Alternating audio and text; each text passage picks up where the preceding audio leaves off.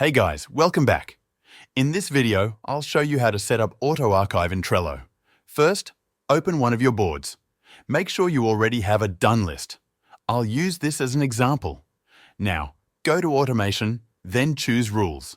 Click on Create Automation and then select Add Trigger. From here, choose the option when a card is added to list, then select your done list. You can also decide if the trigger should work when a card is added by anyone or by anyone except you. For this example, I'll select by anyone. Next, add an action. Choose Archive the card, then click Save. That's it. Your rule is now active. Let's test it.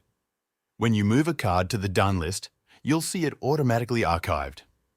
If you ever want to check it, click the three dots in the top right, go to Archived Items, and you'll find it there. And that's how you can auto-archive cards in Trello. Thanks for watching, and don't forget to like, subscribe, and tap the bell for more Trello tutorials. See you in the next one.